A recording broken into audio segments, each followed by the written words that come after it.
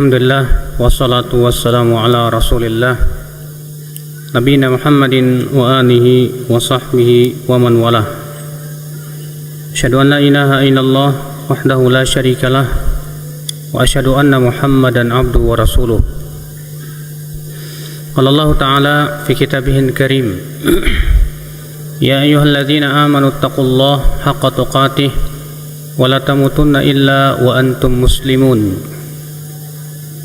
Amma ba'd, fa inna asdaqal hadis kitabullah wa khairal hadi hadi Muhammadin sallallahu alaihi wasallam wa syarrul umur muhdatsatuha wa kullu muhdatsatin bid'ah wa kullu bid'atin dhalalah wa kullu dhalalatin finnar.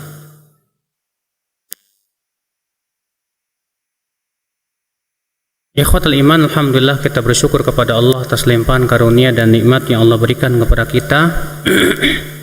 Siang hari ini kita akan membahas misteri rumah angker. Pernah lihat rumah angker enggak, Pak? Apa sih yang dimaksud dengan rumah angker? Ya, rumah serem lah. Katanya banyak setannya. Rumah adalah merupakan tempat tinggal kita,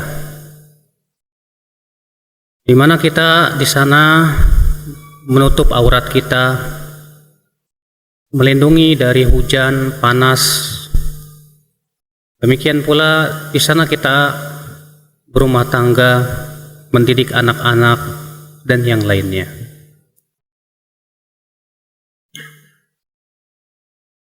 Dan kita butuh sekali dan menginginkan rumah yang damai, rumah yang betul-betul yang dikatakan oleh sebagian orang dengan istilah baiti jannati, rumahku surgaku.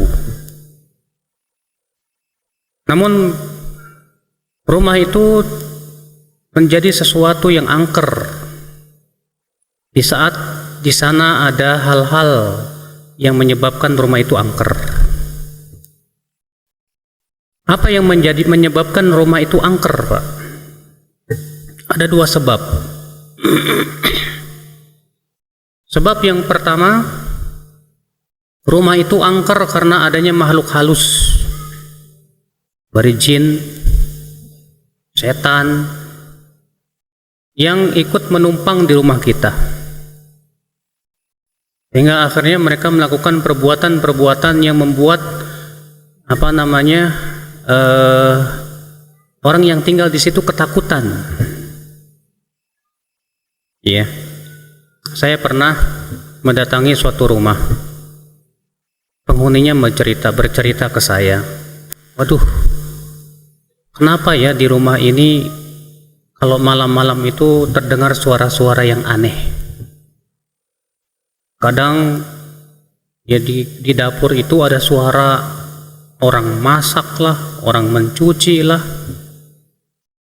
Kalau dilihat nggak ada siapa-siapa itu. Iya. Kok bisa seperti itu? Kita katakan ya, karena di sana ada makhluk halus, makhluk lain, dunia lain, yang ternyata mereka ikut numpang di rumah kita. Iya.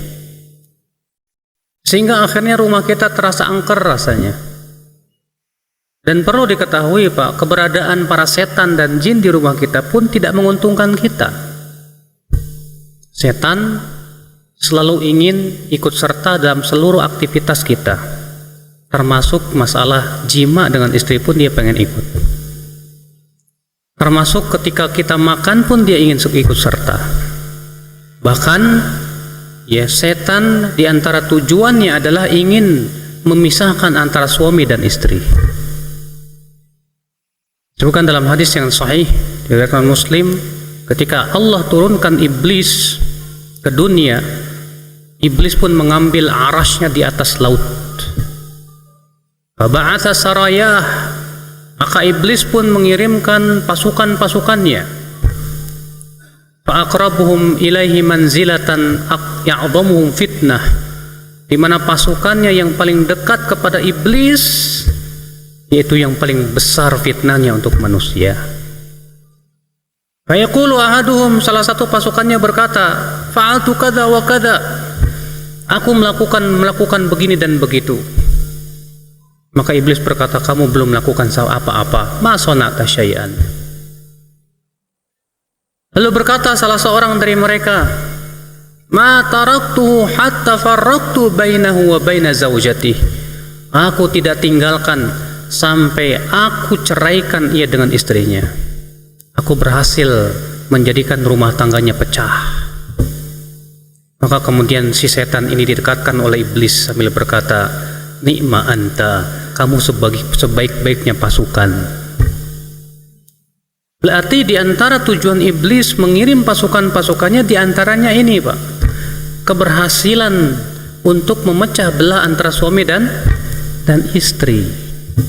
Makanya keberadaan setan dalam rumah kita sangat tidak menguntungkan kita. Ini sebab pertama rumah kita angker. Sebab yang kedua rumah kita angker karena penghuni-penghuninya yang angker. Ada seorang laki-laki berkata, saya malas pulang ke rumah. Kenapa, Pak? Angker rumah saya itu. Setiap saya pulang, saya melihat mata terbelalak, suara yang tinggi. Ternyata tiada lain itu istrinya yang suka marah-marah. Akhirnya angker, merasa angker sama suaminya, atau sebaliknya istri pun merasa tidak betah di rumahnya. Kenapa? Karena dia punya suami yang ringan tangan, mudah marah. Kalau marah yang keluar itu kebun binatang, sumpah serapah, maunya nempeleng dan yang lainnya. Saya yakin, Pak, rumah ini terasa angker buat istrinya. Pasti dia tidak akan betah tinggal di rumah. Pasti dia ingin segera pergi dari rumah itu. Kenapa? Karena penghuninya yang angker. Nah, inilah dua sebab kenapa rumah itu jadi angker. Dan kita akan bahas yang pertama dulu. Kenapa rumah kita jadi angker? Sebab yang pertama karena adanya makhluk lain yang tinggal di rumah-rumah kita. Dahulu di zaman Rasulullah, disebutkan dalam sebuah kisah dalam hadis yang sahih, ada seorang sahabat pulang, didapati istrinya sedang berdiri di depan rumah. Rupanya sahabat ini terbawa cemburu, mau diserang istrinya pakai tombak. Maka istrinya berkata, sebentar hai suamiku, jangan tergesa-gesa, kamu lihat dulu apa yang ada di dalam rumah itu. Dibuka rumahnya, ternyata di dalam rumah itu ada ular besar. Maka suaminya pun segera menyerang dengan tombaknya. Ya, namun kedua-duanya mati. Tidak diketahui mana yang duluan mati. Ternyata itu jin. Maka Rasulullah SAW bersabda, sesungguhnya di kota Madinah ini ada jin-jin. Maka apabila kalian menemukan ular di rumah kalian, kata Rasulullah, suruh dulu pergi 3 kali. Kalau ternyata tidak mau, maka bunuhlah dia, karena itu memang ular beneran. Lihat, di zaman Rasulullah SAW jin ini masuk ke dalam rumah dan ternyata berbentuk menjadi ular beneran. Ya, ular beneran. Dalam riwayat yang lain yang dikeluarkan oleh Imam, disebutkan oleh Al-Hafidh Al-Mundhiri dalam kitab Targhib wa Tarhib, bahwa Uqbah bin Amir biasa beliau menyimpan gandum-gandum itu hasil panen dalam dirijen-dirijen. Namun Uqbah bin Amir merasa heran. Setiap hari dia hitung dirijennya selalu berkurang. Padahal sudah dikunci rapat. Aneh. Maka Uqbah bin Amir pun malam itu berjaga. Tiba-tiba kata Uqbah, datanglah seorang makhluk. Makhluk itu aneh. Tangannya tangan anjing. Iya. dan kakinya kaki kuda, dan dia mau mencuri. Lalu kemudian Uqbah pun menangkap dia. Ternyata itu jin yang mau mencuri, Pak. Iya. Mungkin kalau di Indonesia istilahnya apa? Tuyul. Iya. Cuman kan kalau di Arab tuyulnya beda, Pak. Kalau di Indonesia tuyulnya kecil-kecil gitu kan, lucu-lucu. Ya. Bahkan ada juga tuyulnya yang seksi, Mbak Yul namanya.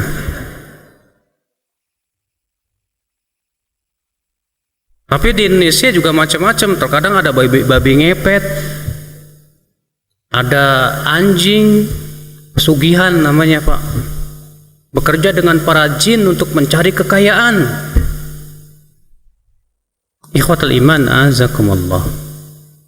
Nah, ternyata dalam kisah-kisah tadi menunjukkan bahwa jin-jin itu ya terkadang mengganggu kita di rumah-rumah kita. Ikhwatul iman, a'azzakumullah. Yang menjadi pembahasan kita adalah yang pertama, bagaimana kok bisa rumah kita jadi angker? Yang pertama ya akhwat Islam, rumah kita menjadi angker karena yang pertama, kita selalu lupa membaca zikir tatkala kita masuk ke dalam rumah kita. Disebutkan dalam hadis riwayat yang dikeluarkan oleh Muslim dalam sahihnya, idza dakhala ahadukum baitaha, apabila salah seorang dari kalian masuk ke rumahnya, falam yadhkur ismallah, dan ia tidak menyebut nama Allah, tidak mengucapkan salam, maka setan berkata, malam ini aku mendapatkan tempat tinggal. Apabila dia makan dan tidak menyebut nama Allah, maka setan berkata, malam ini aku dapat makan malam. Masya Allah. Rupanya penduduknya ini ya, kalau masuk itu masuk aja, wala salam wala kalam. Padahal Rasulullah SAW menjamin, kata Rasulullah, 3 orang yang Allah jamin dia. Di antara yang Allah jamin siapa? Seseorang yang ketika masuk rumahnya mengucapkan Assalamualaikum, maka Allah jamin. Maksudnya jamin apa? Terlindung dari syaitan. Jangan lupa, Pak, kita ini sering lupa, masuk aja. Nyelonong, lupa kita ucapkan Assalamualaikum. Anak kita masuk aja. Kita tidak ajarkan, enak keluar lagi. Dahulu di zaman Rasulullah SAW, kalau ada orang masuk ke rumah, ya tanpa mengucapkan salam, disuruh keluar lagi oleh Rasulullah. Ucapkan salam. Kemudian mereka mengucapkan salam, Assalamualaikum. Supaya apa, Pak? Supaya setan tidak ikut masuk ke dalam rumah kita. Ini akibat daripada kita lalai berzikir kepada Allah. Akhirnya setan pun ikut masuk ke dalam rumah kita. Makanya benar firman Allah, wa may ya'shu an dzikrir rahman nuqayyid lahu syaitanan fahuwa lahu qarin. Barang siapa yang kosong, yang berpaling dari berzikir kepada Ar-Rahman, maka kami akan jadikan setan untuk dia yang akan menemani dia. Bayangkan, Pak, kalau kita tidur di tempat setan, dierep-erep, Pak. Kadang kita tidur, kayak ditindihin gitu. Ya. Kadang kita tidur mimpinya serem. Kenapa? Karena kita lupa berzikir kepada Allah Subhanahu wa taala. Maka ini sebab yang pertama, kenapa rumah kita angker? Jawabannya karena kita kalau masuk rumah jarang berzikir. Kalau kita masuk rumah jarang mengucapkan salam. Jangan lupa. Sebab yang kedua, kenapa rumah kita angker? Karena rumah kita sering terbuka di saat-saat malam, terutama di waktu maghrib. Karena di waktu maghrib sampai isya itu, Pak, kata Rasulullah, itu saat-saat setan sedang bergentayangan, Pak. Roh-roh jahat, jin-jin Itu sedang bertebaran, kata Rasulullah. Makanya kata Rasulullah, idza dhahabal lail, idza aqbalal lail, apabila malam telah datang, fakufu sibyanakum, tahan anak-anak kalian di rumah, jangan keluar. Tutup jendela dan pintu rumah kalian, kata Rasulullah. Fa innaha sa'atun takhtariku fiha syayatin, karena itu saat setan itu sedang bertebaran. Hati-hati, Pak. Terkadang kita di waktu maghrib rumah kita melongo. Terkadang di waktu maghrib jendela kita terbuka. Terkadang di waktu maghrib anak-anak kita main di luar. Akhirnya apa? Jangan salahkan kalau setan pun senang. Kata Rasulullah, tidak ada satupun pintu dan kamar yang jendela terbuka kecuali setan akan masuk. Setan masuk, Pak. Siapa di antara antum kalau waktu maghrib pintunya suka dibuka itu? Siapa di antara kita yang kalau di waktu malam pintunya suka dibuka? Jangan. Makanya Rasulullah menganjurkan kalau telah masuk waktu maghrib segera tutup pintu-pintu, baca bismillah. Ya, hatta tadhhaba fu'atul isya, sampai pergi waktu dari isya. Nah ini Pak, sebab yang kedua Pak, kenapa rumah kita jadi angker? Rumah kita jadi angker karena apa? Karena rupanya kita ini sering membuka pintu jendela di waktu-waktu yang ternyata setan di situ apa? Bertebaran itu. Ya. Sebab yang ketiga. Kenapa rumah kita angker? Sebab yang ketiga, karena di situ ada foto-foto, gambar-gambar, patung-patung bernyawa. Itu rumah yang tidak dimasuki oleh malaikat rahmat, kata Rasulullah. Ya. Innal malaikata la tadkhulu baitan fi kalbun wala surah. Sesungguhnya malaikat tidak akan masuk ke rumah yang di situ ada anjing dan gambar.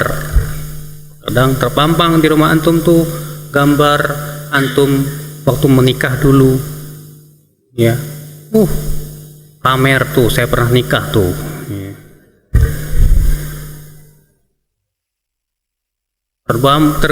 Terpampang di situ foto keluarga, masya Allah. Ya, istri pertamanya, di sini istri keduanya kali. Ya. Hal seperti itu bisa mengusir malaikat rahmat, Pak. Kita kan sebagai seorang muslim pengen rumah kita dirahmati. Kalau malaikat rumahnya pergi, ngacir gimana? Bagaimana akan datang rahmat ke rumah kita? Kalau malaikat rahmatnya pergi, rahmat pun tidak akan datang ke rumah kita. Kalau rahmat tidak akan datang ke rumah kita, berarti yang datang apa? Setan. Makanya tidak berkah hidup kita. Ya. Nah ini ya akhwal Islam, azakumullah. Ini sebab yang keberapa? Sebab yang ketiga kenapa rumah kita jadi angker, Pak. Ya. Sebab yang keempat, kenapa rumah kita jadi angker? Banyak jinnya, banyak makhluk halusnya. Karena banyak kamar-kamar yang kosong, tidak terisi. Makanya disebutkan dalam sebuah riwayat yang sahih, kata Rasulullah, rumah itu untuk 3 orang. Yang pertama untuk tamu, kamar tamu.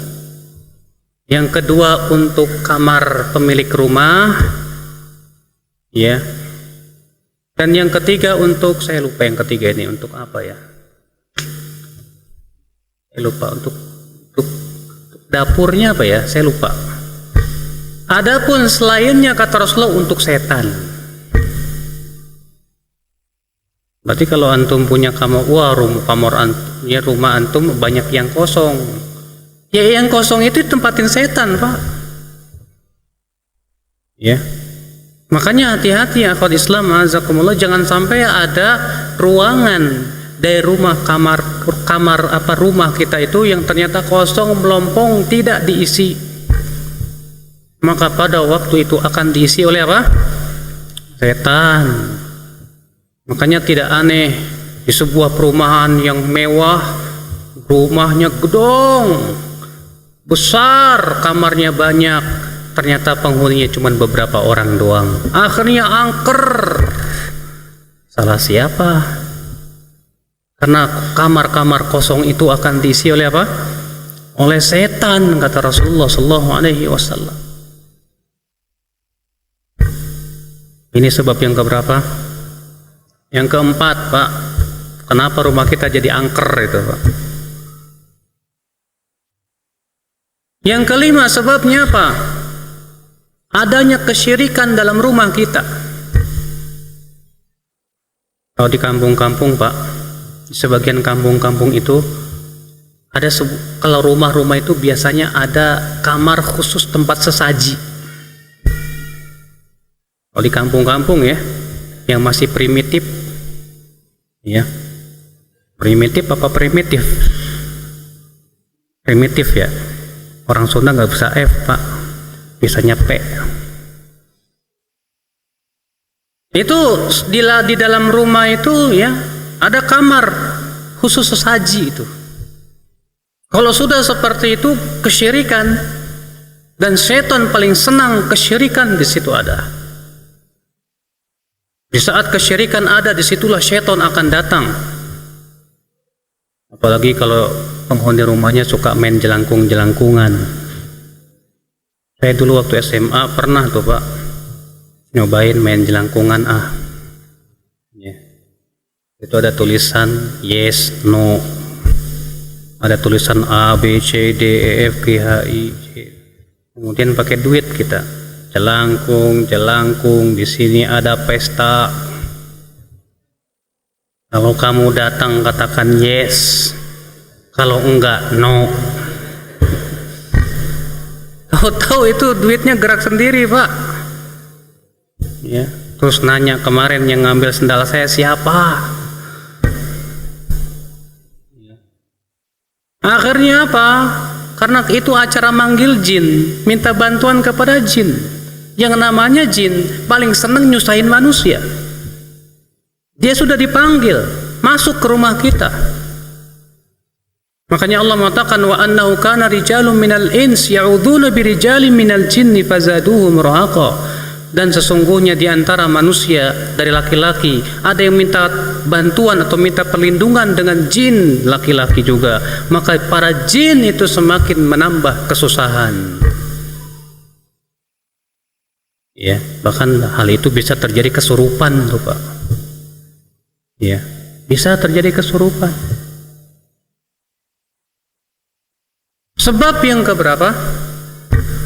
Yang keenam, kenapa rumah kita itu angker? Karena banyak maksiat di rumah kita. Yang harusnya terdengar suara lantunan ayat Al-Quran, terdengar malah dangdutan. Ya. Yang harusnya terlihat sholat ditegakkan, malah terlihat jaipongan. Akhirnya apa? Setan senang di rumah itu, Pak. Betah dia. Ya. Dengan maksiat-maksiat yang ada di dalam rumah kita itu. Maka setan pun merasa senang dengan adanya kemaksiatan-kemaksiatan di dalam rumah kita. Inilah, Pak, 6 sebab kenapa rumah kita menjadi angker. Maka bagaimana caranya dong, Ustadz, supaya rumah kita tidak angker? Bagaimana caranya, Ustadz? Alhamdulillah, Rasulullah SAW telah memberikan kepada kita juga cara. Yang pertama, baca surat Al-Baqarah sering-sering di rumah kita tuh, Pak. Karena Rasulullah SAW bersabda, Iqra'u surat Al-Baqarah fa inna syaitan yanfiru minal bait alladhi tuqra'u fi suratul Baqarah. Bacalah oleh kalian surat apa? Al-Baqarah, karena setan akan lari dari rumah yang dibacakan padanya surat Al-Baqarah. Makanya bapak-bapak tiap malam Al-Baqarahan, jangan cuma yasinan. Ya. Al-Baqarah antum baca, bisa disetel, kalau bisa antum baca sendiri, antum hafalkan. Apalagi kalau antum bisa ngapalin Al-Baqarah.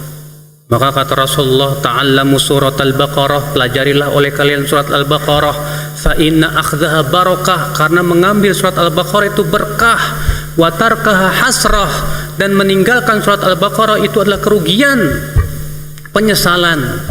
Wala yastati'uhal batalah, dan para penyihir pun tidak akan mampu terhadap surat Al-Baqarah.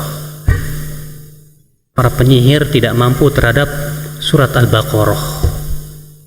Makanya sangat dianjurkan sekali Pak, ya, di rumah kita sering-sering membaca surat Al-Baqarah. Kalau bisa Bapak menghafalkannya, mempelajarinya, supaya apa? Supaya setan pun lari dari rumah kita. Ya. Sebab yang kedua, yang insya Allah berusaha kita supaya rumah kita tidak angker, yaitu jangan lupa berzikir kepada Allah. Di saat kita makan, di saat kita masuk ke rumah, di saat antum ya, berjima dengan istri antum. Antum punya istri nggak? Punya. Doa jima apa? Allahumma barik lana fima razaqtana. Itu mau makan Pak. Bismillah, Allahumma jannibna syaitan wa jannibi syaitan ma razaqtana. Ya, sampai-sampai di antara ya orang itu ada yang menambangkan pakai kaligrafi gede, bismillahi janni Allahumma jannibna syaitan wa jannibi syaitan ma razaqtana. Ya. Ikhwatul Islam, ma'azakumullah. Ini penting ya akhi, karena zikir itu sangat kuat dan kokoh sekali untuk melindungi rumah-rumah kita dari apa? Ya, daripada gangguan setan, para jin-jin yang jahat. Ya. Karena zikir itu kekuatannya dahsyat sekali. Yang ketiga, agar rumah kita tidak angker ya akhwat Islam, azakumullah, laksanakan ketaatan di dalam rumah kita. Tegakkan tauhid di dalam rumah kita. Amalkan sunnah dalam rumah kita. Copot itu yang namanya foto-foto, jangan dipampang. Ya. Patung-patung yang ada kepalanya dipotok, diputuskan. Kadang antum punya beli boneka anak, mirip bonekanya sama binatang. Ini pun juga diantara sebabnya tuh Pak. Iya. Kalau antum mau beli bonekanya yang jangan kayak manusia banget Pak, atau jangan kayak binatang banget. Kalau bisa tidak ada kepalanya, dicabut aja itu matanya. Ya. Udah, yang penting kan ada boneka. Makanya Rasulullah SAW pernah melihat Aisyah bikin boneka-bonekaan. Kemudian Rasulullah bertanya, "Hai Aisyah, ini boneka apa?" Kata Aisyah, "Ini kuda ya Rasulullah." Kata Rasulullah, "Kok kuda ada sayapnya?" Kata Aisyah, "Kan ini kudanya Nabi Sulaiman." Iya. Aisyah bikin kuda-kudaan tapi dari kain. Kalau sebatas begitu saja nggak masalah. Itu diperbolehkan kata para ulama. Tapi kalau ternyata itu mirip banget, ada kepalanya, ada matanya, ada hidungnya dan yang lainnya, jangan Pak, jangan. Kan itu bisa mengundang apa? Syayatin. Maka kalau kita ingin rumah kita supaya tidak angker Bapak sekalian, tegakkan ketaatan di dalam rumah kita. Tegakkan tauhidullah, jadikan mereka menauhidkan Allah Subhanahu wa taala. Kemudian yang ketiga, agar rumah kita tidak angker akal Islam, atau yang keempat atau yang ketiga, terserahlah berapa kek. ya.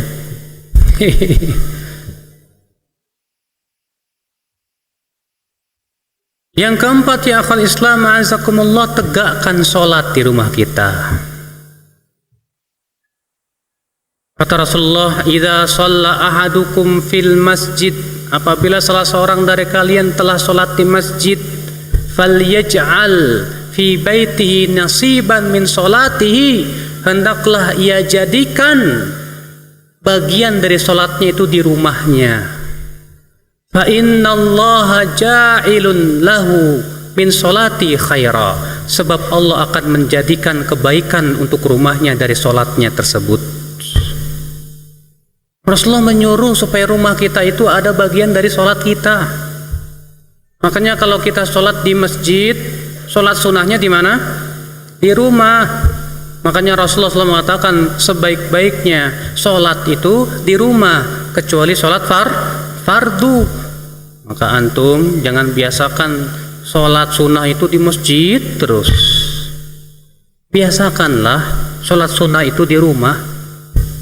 Supaya apa? Supaya rumah kita kena bagian sholat itu, Pak. Sebab dengan sholat itu, kata Rasulullah, Allah akan jadikan kebaikan di dalam rumah kita. Allah akan jadikan kebaikan di dalam rumah kita. Ikhwatal iman a'azzakumullah. Yang kelima, agar rumah kita tidak angker, tidak dimasuki oleh para jin-jin itu, makhluk-makhluk halus itu, yaitu akhwal Islam azakumullah, berusahalah rumah kita itu, ya akhi, dikumandangkan ayat-ayat Al-Quran, dibacakan ayat-ayat Al-Quran secara umum. Sebutkan dalam hadis yang dihasankan oleh Syekh Albani bahwa rumah yang dibacakan ayat-ayat Al-Quran, maka dia akan bersinar bagi penduduk langit itu seperti bintang-bintang bagi penduduk bumi. Kalau antum melihat ke langit di waktu malam berkedip-kedip, demikian pula rumah-rumah yang dibacakan Al-Quran, maka buat penduduk langit rumah itu berkedip-kedip, ya, terlihat bercahaya. Makanya subhanallah, jangan lupa Pak, rumah kita itu jangan sepi dari membaca Al-Quran, Pak. Karena ini sangat penting sekali. Syaitan pun akan pergi insyaallah dari rumah kita. Jangan lupa, makanya Rasulullah SAW menganjurkan kita untuk baca Al-Quran, ya, supaya khatam Al-Quran sebulan sekali kalau bisa. Kalau nggak bisa ya 2 bulan sekali. Kalau nggak bisa ya setahun sekali. Tapi kalau bisa antum bisa sebulan sekali, masya Allah, itu sangat dianjurkan oleh Rasulullah SAW. Nah, ini dia sebab pertama kenapa rumah itu angker, karena rupanya di dalam rumah kita ada makhluk lain yang ikut hidup di rumah kita. Adapun sebab yang kedua, penghuninya yang angker, ya. Ini bisa menyebabkan rumah itu angker, Pak. Suami yang temperamen atau istri yang marah-marah, akhirnya kehidupan rumah tangga pun menjadi sesuatu yang bagaikan api neraka. Gak betah dia tinggal di rumah karena melihat pasangannya, suaminya atau istrinya ternyata dia membuat dia tidak bisa nyaman dalam rumah dia. Maka akhwat Islam azakumullah, ini banyak sebab kenapa hal itu bisa terjadi. Sebab yang paling utama adalah akibat maksiat-maksiat yang dilakukan oleh penghuni rumah. Suami yang di luar ternyata ganjen, suami yang ternyata di luar matanya jelalatan, gak betah ngelihat akhwat bening, ya. Istri Mungkin pula ia berbuat maksiat kepada Allah Subhanahu wa taala. Sehingga akhirnya maksiat itu merubah sikap dan sifat. Makanya Rasulullah SAW bersabda dalam hadis yang dikeluarkan Tirmidzi apa? Ma tawadda itsnan. Tidaklah dua orang yang saling mencintai tadinya, tsumma yufarraq bainahuma, kemudian pecah, bercerai, illa bidzambi yusibu ahaduhuma, kecuali akibat daripada dosa yang dilakukan oleh salah satu dari keduanya. Biasanya akibat dosa tuh Pak, ya, ima dosa suami atau dosa istri. Akibat dosa akhirnya menyebabkan sifat seorang manusia berubah. Akibat dosa menyebabkan seseorang bisa saja mudah marah. Akibat dosa terkadang menimbulkan suudzon, berburuk sangka. Akibat dosa akhirnya rumah tangga kita tidak berkah. Makanya berusaha suami, istri, tinggalkan dosa.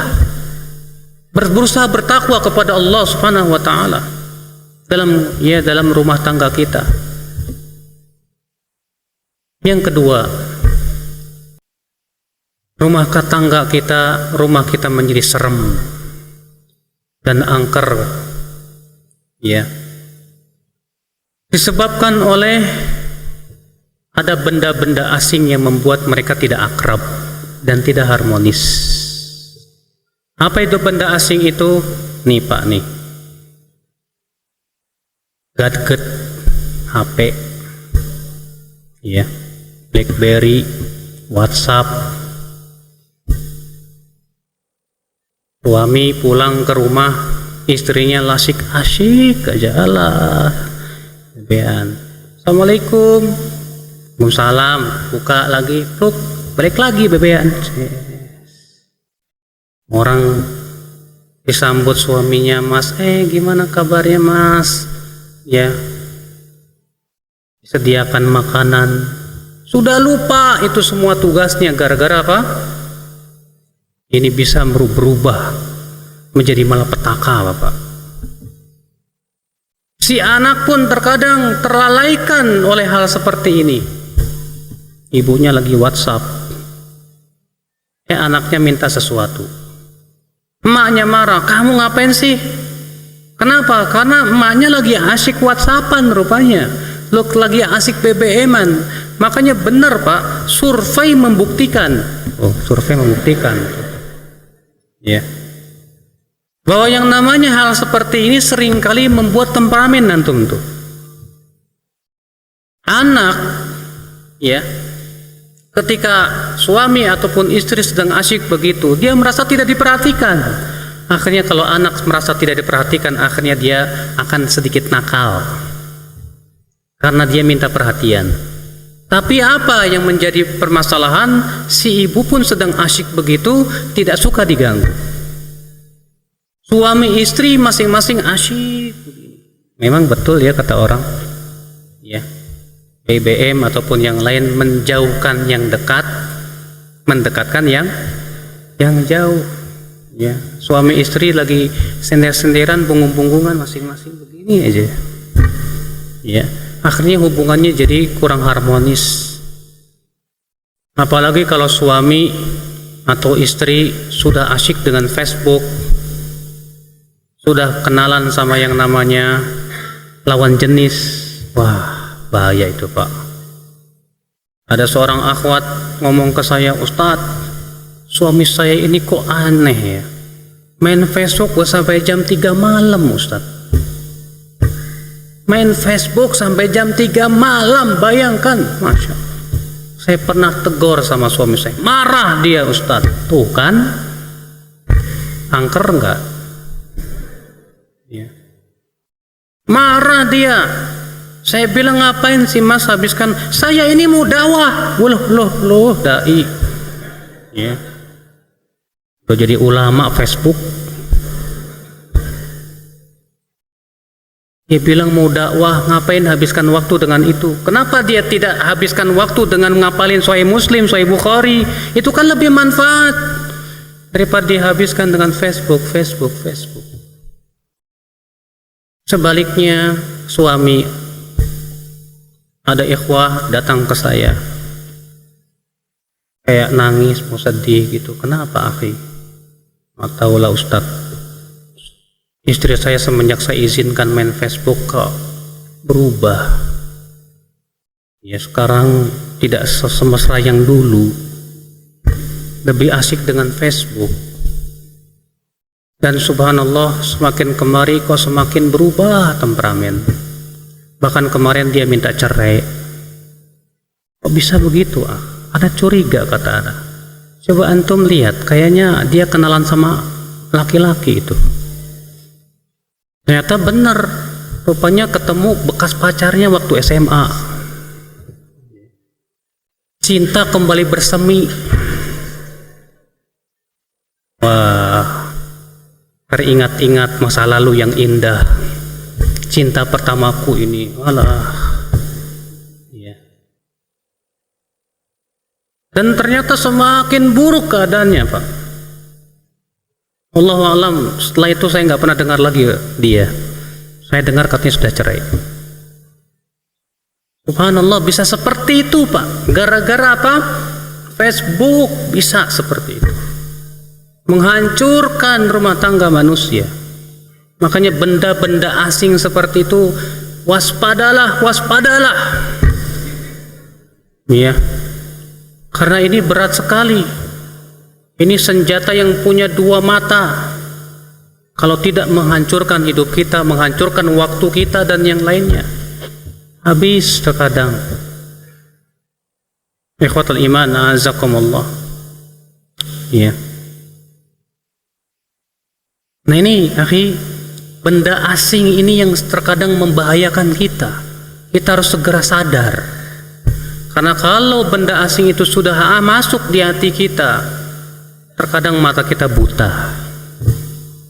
Terkadang mata kita sudah tidak bisa melihat kebenaran lagi. Terkadang ya sulit rasanya untuk melaksanakan ketaatan kepada Allah. Ikhwatal iman, a'azakumullah. Kemudian di antara sebabnya, kenapa rumah kita angker gara-gara penghuninya? Yaitu karena suami maupun istri tidak menjadi hamba-hamba yang tunduk kepada Allah, tidak menjadi hamba-hamba yang taslim kepada Allah dan Rasulnya salawatullahi alaihi wasallam. Sehingga ketidaktundukan dia kepada Allah, ketidaktundukan dia kepada Rasulullah menyebabkan akhlak-akhlaknya berubah, menyebabkan sikap dan sifatnya berubah. Karena memang benar kata Ibnu Qayyim rahimahullah, maksiat itu akan menyebabkan panasnya jantung, panasnya hati kita, dan panasnya hati akan merubah sifat dan sikap seorang manusia. Makanya antum lihat, saya pernah lihat ada seorang ikhwah, ya, setelah ngaji sifatnya berubah aja 180 derajat Pak. Bahkan pekerja-pekerjanya sendiri cerita ke saya begitu. Ustadz, bapak bos kita ini dulu waktu belum ngaji, ya Allah Ustadz, pemarah banget, cepet marah, gak sabaran, cepet stres. Tapi setelah ngaji ini ya Allah 180 derajat berubah, lebih adem, lebih sabar. Kenapa bisa seperti itu Pak? Karena dulu sebelum dia ngaji, mungkin dia lupa kepada Allah, dia tidak tunduk kepada Allah, dia lebih senang untuk dia menghabiskan waktu dengan berleha-leha, sehingga akhirnya hatinya pun tidak tentram, tidak tenang, menyebabkan akhirnya sifatnya pun pasti seperti itu. Tapi setelah dia mengaji, dia banyak berzikir kepada Allah, dia dekat kepada Allah, hatinya tenang. Makanya Allah mengatakan ala bidzikrillah tatmainnul qulub. Ketahuilah dengan zikir kepada Allah, hati itu akan menjadi apa? Tentram, tenang ya akhul Islam azakumullah. Nah ini sebabnya. Makanya ya akhul Islam, bagaimana supaya kita ingin sekali mendapatkan atau mempunyai rumah tangga yang isinya Masya Allah. Ya. Yang kita lakukan adalah yang pertama tentu kita berusaha ya akhi untuk menjadi dan mengisi rumah tangga kita dengan kelemah lembutan.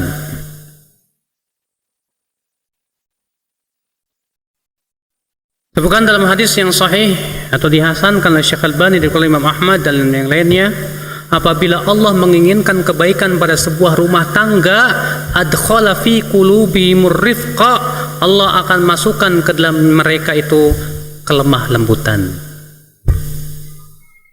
Suami lembut sama istri, istri pun lembut sama suami. Suami sabar menghadapi kekurangan istri, istri pun sabar menghadapi kekurangan suami. Suami berusaha untuk pengertian sama istri, istri pun sama berusaha untuk pengertian sama suami. Kalau seperti itu insya Allah Pak, ya rumah tangga itu Masya Allah, rumah kita itu rumah surga Masya Allah.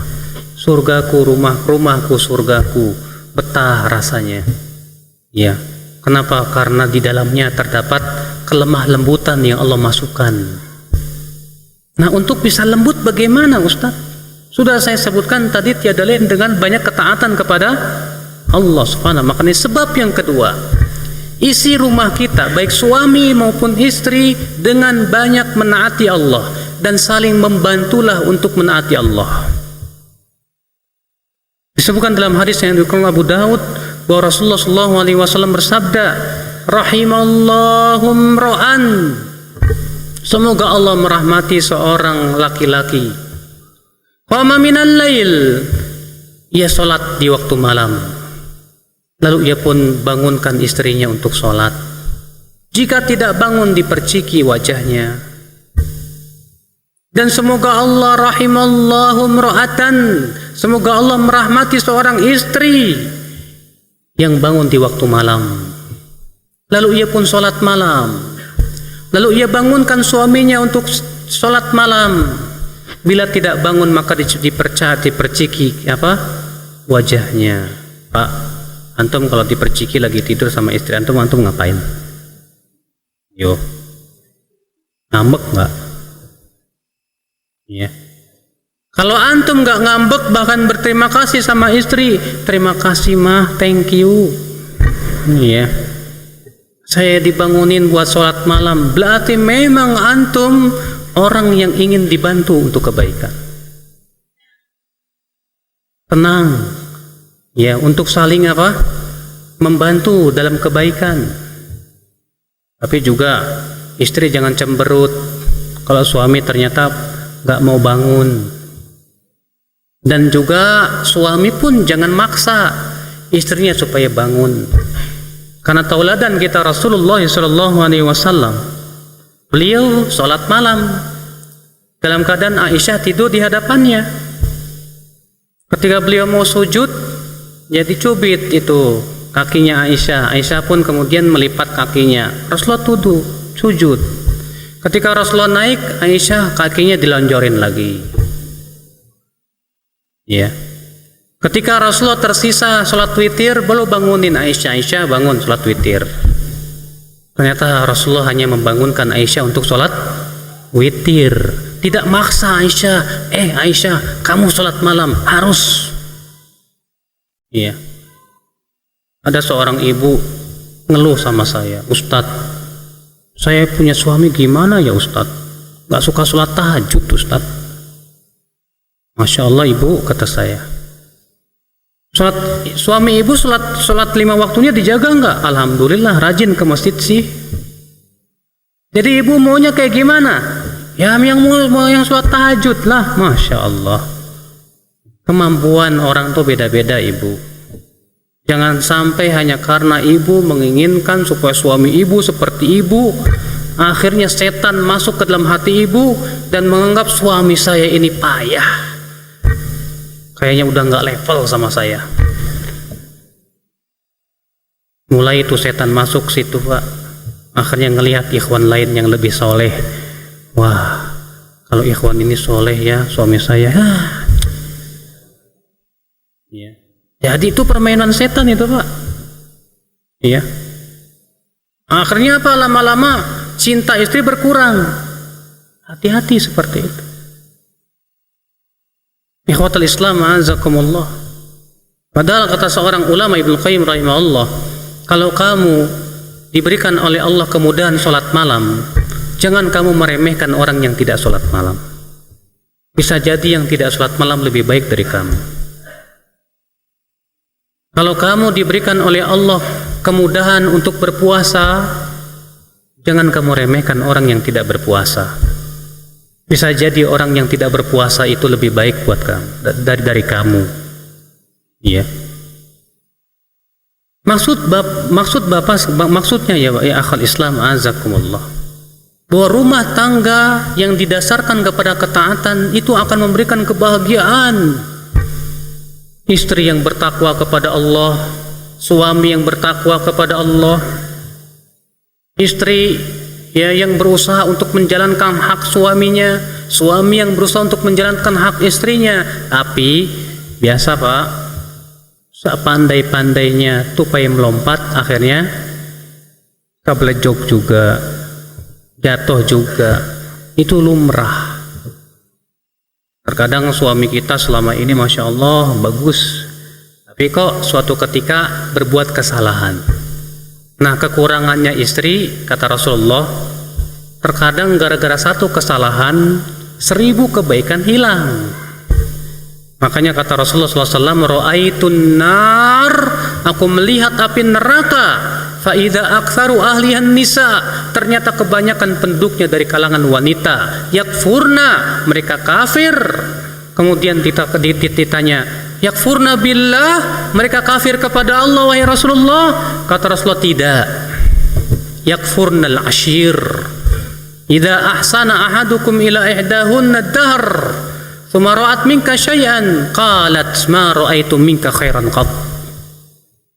Ya, tapi ia kafir kepada suami apabila salah seorang dari kalian sudah banyak berbuat baik kepada istri, kemudian melihat satu kesalahan dari suami, ia pun langsung berkata, aku tidak pernah melihat kamu berbuat baik.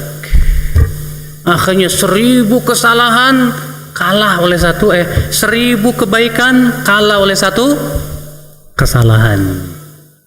Tapi maaf, Pak, terkadang di antara laki-laki pun ada yang berjiwa wanita, Pak. Ketika melihat istrinya salah satu aja udah sebel gitu. Hilang semua kebaikan istrinya. Padahal selama ini istrinya sudah capek mendidik anaknya. Selama ini istrinya berusaha untuk berbakti sama suaminya, tapi gara-gara satu kesalahan yang dilakukan istri, suaminya langsung hilang semua di mata dia. Saya katakan nih, laki-laki setengah perempuan. Iya. Tidak layak seorang laki-laki bersifat seperti itu. Kadang kita dalam berteman juga suka begitu. Kita berteman dengan teman, gara-gara teman kita salah satu, akhirnya kita tinggalkan teman kita. Itu sifat perempuan, Pak. Ya. Ikhwatul Islam, azakumullah. Nah, ya akhi, ya, suami dan istri berusaha untuk saling membantu dalam kebaikan, saling mengingatkan, ya, dan jangan merasa canggung untuk diingatkan oleh suami, oleh pasangan kita.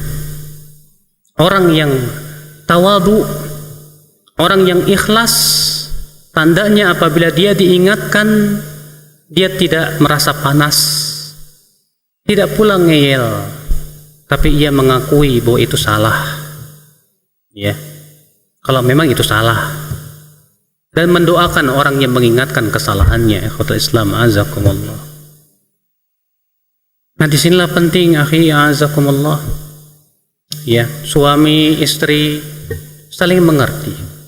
Abu Darda pernah berkata kepada istrinya, "Hai istriku, kalau kamu melihat aku marah, tolong ridhokan aku. Dan kalau kamu marah, aku akan ridhokan kamu, hai istriku." Masya Allah, ya. Abu Darda radhiyallahu anhu warḍah, seorang sahabat yang mulia, ya, berkata kepada istrinya, "Hai istriku, kalau kamu marah, aku akan ridhokan kamu. Tapi kalau aku marah, tolong ridhokan aku." Ikhwatul iman, na'azakumullah. Kemudian ya akhi, a'azakumullah, agar rumah kita menjadi rumah idaman, rumah yang betul-betul memberikan kedamaian, bukan rumah-rumah angker, yaitu suami dan istri rajin menuntut ilmu Allah, mempelajari tentang apa itu hak-hak Allah, kemudian menimbulkan keilmuannya tersebut ketakwaan kepada Allah. Dia pun berusaha untuk mempraktekkan ilmunya yang pertama dia praktekkan kepada pasangan hidupnya dulu. Seorang istri menuntut ilmu, yang pertama kali dia praktekkan adalah kepada suaminya sebelum kepada yang lainnya. Seorang suami pun demikian, berusaha semaksimal mungkin, ikhwatul Islam azakumullah, ya, untuk memenuhi hak-hak masing-masing dengan cara menuntut ilmu Allah subhanahu wa ta'ala. Insyaallah kalau hal seperti itu, mudah-mudahan rumah tangga kita termasuk rumah tangga yang diberkahi oleh Allah subhanahu wa ta'ala. Namun sekali lagi Bapak, itu tidak mungkin kita lakukan kecuali dengan cara satu kunci. Kuncinya yaitu berjihad melawan hawa nafsu, mujahadah, ya, berjihad, berjuang. Masing-masing suami dan istri harus berjuang. Seorang istri yang menuntut ilmu, dia akan berpikir, di saat saya sebel kepada suami saya, wah, di saat itu saya pahalanya banyak insyaallah. Nah, terkadang Pak, seorang istri melayani suami di saat dia cinta, Masya Allah, "Ma, ambilin kopi dong." "Iya sayang." Iya, dibikinin dengan penuh kegembiraan. Tapi kalau si istri lagi sebel sama suaminya, lagi kesel sama suaminya, "Ma, bikinin kopi dong." "Bikin aja sendiri sana." Tapi kalau istri itu berilmu dan menuntut ilmu, dia berpikir, ketaatan kan semakin berat semakin besar pahalanya ya. Saya ini kok berat banget menaati suami saya ketika saya kesel sama dia. Ini besar sekali pahalanya. Ketika disuruh sama suaminya, "Ma, ya, tolong dong bikin kopi." "Iya," sambil kesel-kesel gitu. "Iya." Ya. Kemudian dikasih juga.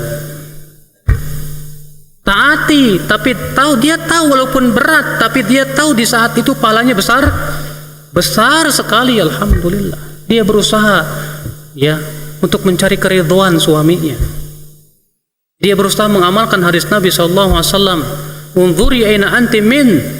Lihatlah oleh kamu bagaimana kamu di mata suamimu. Fa innama huwa jannatuki aw naruki. Karena suamimu adalah surgamu atau nerakamu. Istri yang menuntut ilmu, dia amalkan ilmu itu pada suaminya. Dia ingin mendapatkan keridhaan suaminya. Ikhwatul Islam azakumullah. Demikian pula suami yang bertakwa kepada Allah, yang menuntut ilmu, dia ingin mendapatkan pahala yang besar dari istrinya. Dia pun berikan senyuman kepada istrinya. Berapa banyak terkadang suami yang buat senyum sama istrinya aja jarang sekali. Selalu dia berikan senyuman kepada istrinya. Iya, berikan sikap kelemah lembutan, berbuat baik kepadanya. Dia ingin mengamalkan hadis Nabi SAW, "Istausu bin nisa'i khairan." Berbuat baiklah kepada wanita, fa innahunna khuliqna min dhila', karena para wanita itu tercipta dari tulang rusuk. Wa inna a'waja syai'in min ad-dhila' a'la, dan bahwasanya tulang yang paling bengkok yaitu yang paling atas. Fa in dhahabta tuqima, kalau kamu paksa untuk diluruskan, dia akan patah.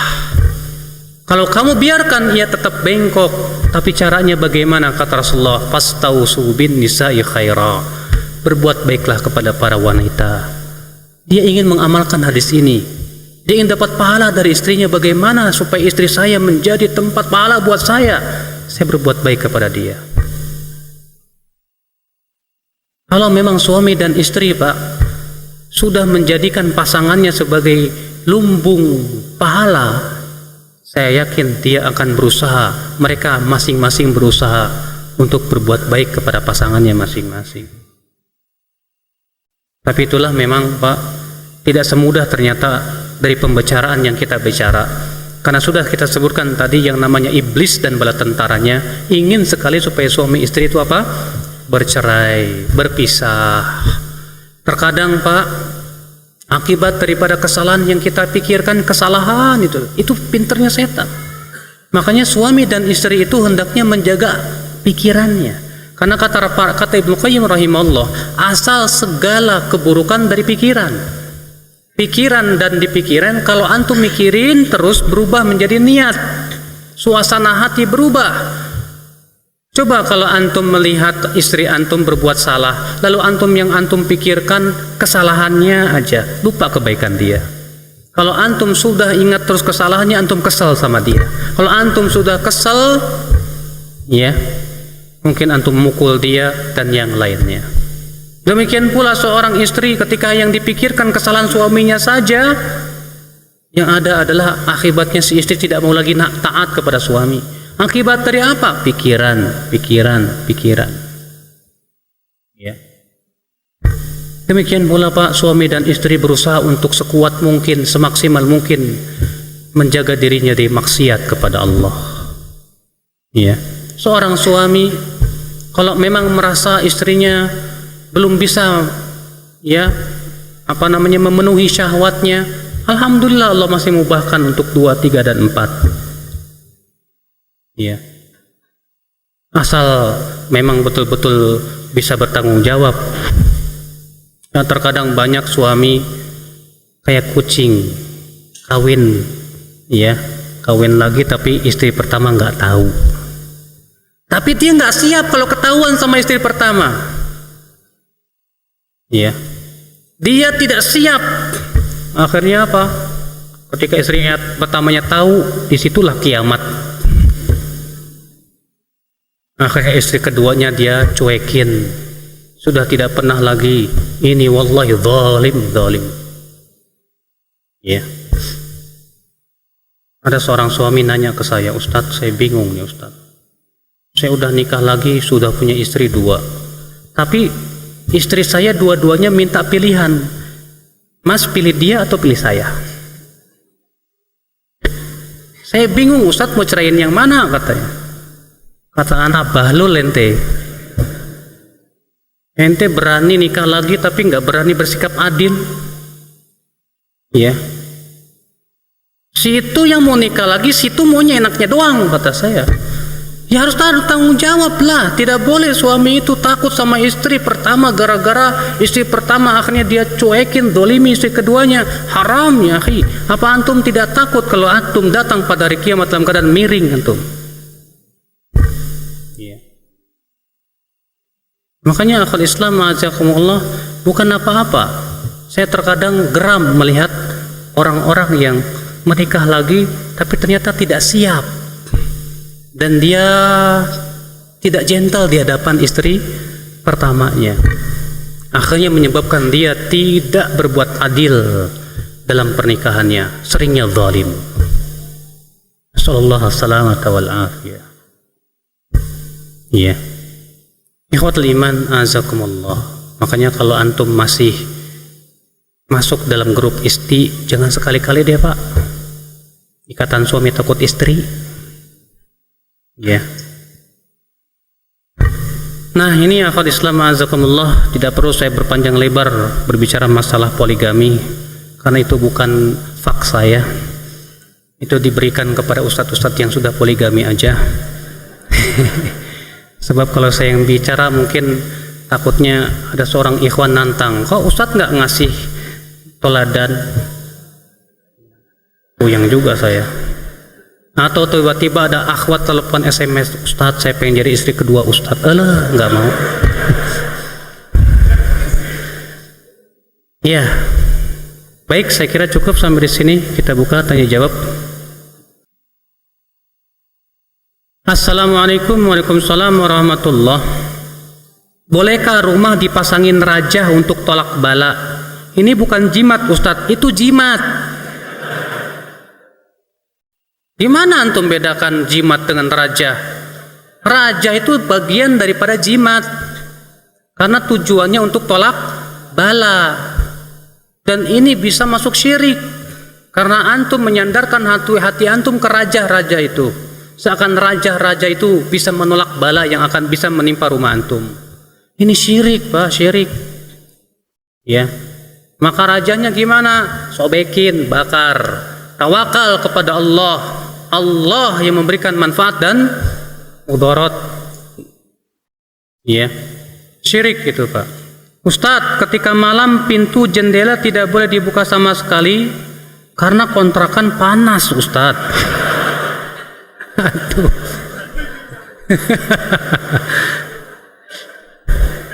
Emang kasihan yang ngontrak ini. Ya, kalau bisa Bapak pasang exhaust fan. Ya. Kalau memang keadaannya seperti itu darurat, daripada panas, gak nyenyak dan yang lainnya, ya udah untuk apa namanya? Sifatnya sesuatu yang sifatnya hajat boleh kata para ulama. Tapi kalau bisa diusahakan pakai yang lain seperti beli AC yang bisa dibawa-bawa itu, pakai AC, ces, ya, atau pakai kipas angin, ya, itu usahakan dulu. Apakah Rasulullah bersabda bahwa penghuni neraka yang paling keras adabnya adalah para penggambar? Apakah fotografer itu masuk, ya, seperti HP dan yang lainnya? Ikhtilaf para ulama. Syekh Utsaimin rahimahullah mengatakan tidak. Alasan beliau bahwa foto-foto yang ada itu hanya mengambil aslinya aja, diambil, dipindahkan, terus dah. Tidak ada unsur menggambar sama sekali. Sementara sebagian ulama seperti Syekh bin Baz, Syekh Albani, Syekh Fauzan mengatakan tidak boleh, haram. Karena itu semakna dengan menggambar. Walaupun ya secara saya lebih cenderung kepada pendapat Syekh Utsaimin, namun kalau kita tinggalkan itu jauh lebih baik. Kalau kita tinggalkan itu jauh lebih baik. Ya, wallahu alam. Apalagi selfie-selfian kemudian dipost, dijadikan PP di Facebook, Pak. Profile picture akhwat misalnya. Biar kelihatan cantik, cekrek gitu kan. Langsung jadi profil file, apa sih profil picture. Ya. Akhirnya apa? Kecantikannya dinikmati oleh semua laki-laki. Jangan, akhi, jangan. Hal seperti itu bagi wanita aib Allah. Jangan sampai seorang wanita memperlihatkan kecantikannya ke seluruh laki-laki. Fitnah Allah, apalagi ya dia wajahnya cantik, maka hati-hati itu. Ustadz, teman saya sampai sekarang masih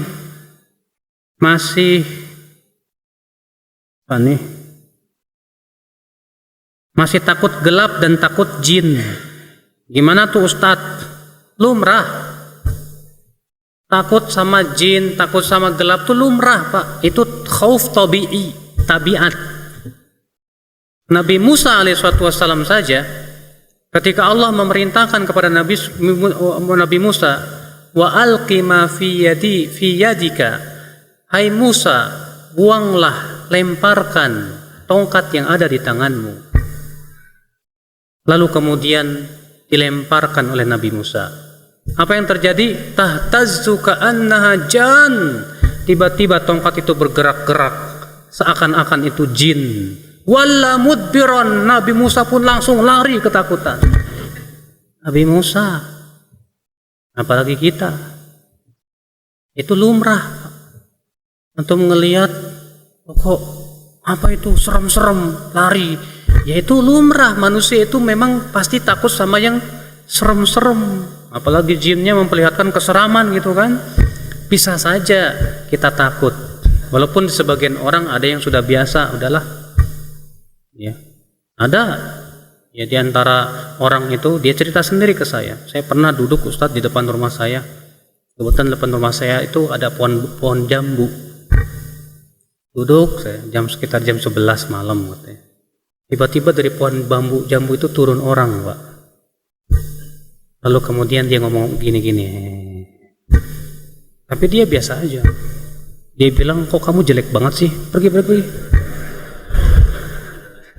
Mungkin ya jinnya bingung, ya kok jadi gue.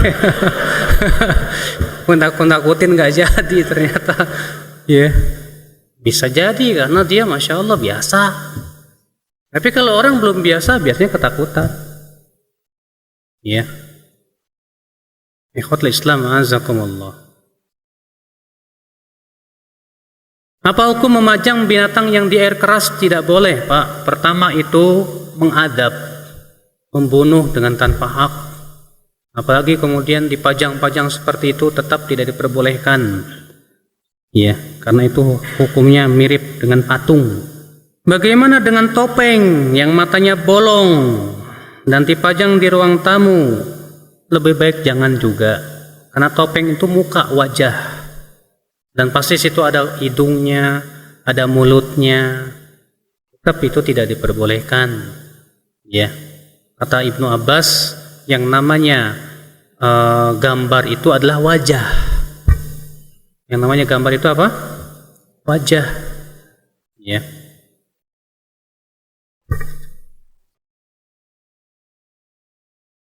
Adakah keutamaan Ustadz menikahi janda atau perawan? Nah loh,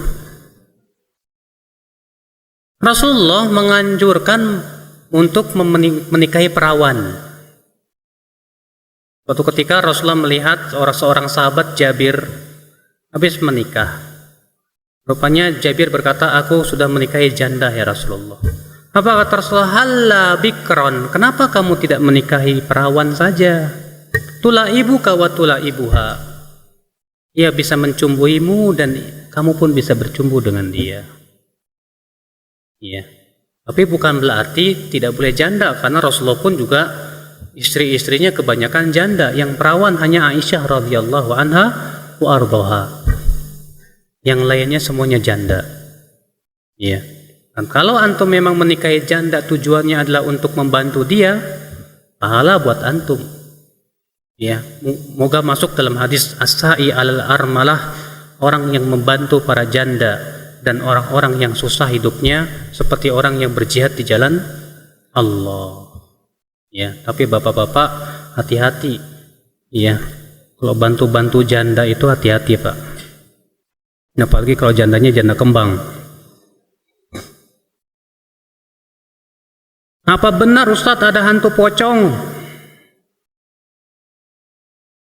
Itu kan hayalan orang, Pak. Jadi orang Indonesia itu punya keyakinan kalau orang dikuburkan dalam keadaan ikatan tali pocongnya itu nggak diikat, itu jadi pocongan katanya.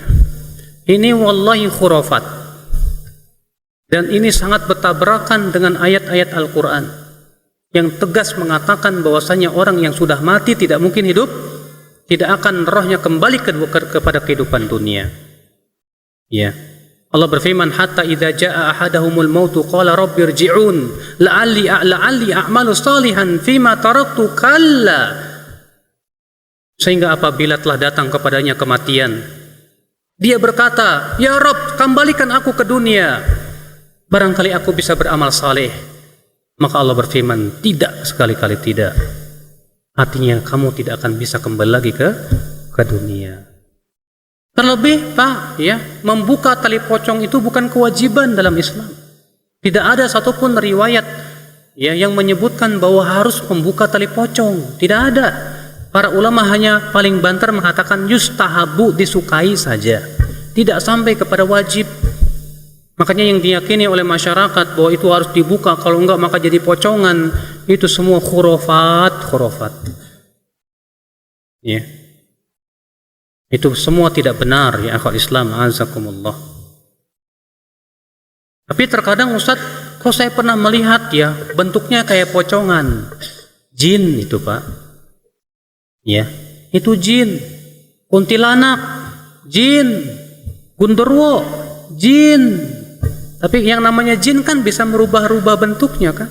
Bisa jadi binatang, bisa jadi makhluk seram, bisa jadi makhluk begini dan begitu. Jin, itu semua jin. Ya. Di zaman ini sangat sulit untuk menghindari gambar-gambar makhluk bernyawa. Apa yang akan terjadi jika gambar-gambar makhluk tersebut tidak dipajang atau tidak diagung-agungkan? Dimasuk, disampul di buku atau yang lainnya. Bagus. Jadi kalau misalnya itu ada di buku, yang lebih bagus kepalanya ditutup pakai lakban. Kalau itu ada di kaleng, kepalanya ditutup pakai lakban. Yang penting kepalanya dihilangin, Pak. Ya, sebagaimana Rasulullah bersabda kepada Jibril berkata kepada Rasulullah, perintahkan supaya patung itu diputuskan kepalanya. Berarti kalau kepalanya itu diputuskan, selesai sudah. Demikian pula gambar-gambar di kaleng. Terkadang di kaleng susu ada gambar perempuan atau gambar orang. Ya.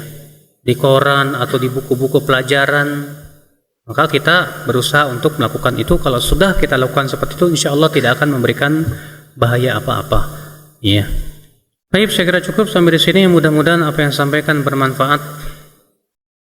Yang benar semuanya dari Allah dan yang salah dari syaitan dan dari saya pribadi. Subhanakallah bihamdik. Asyhadu an la ilaha illa anta astaghfiruka wa atubu ilaik. Wassalamualaikum warahmatullahi wabarakatuh.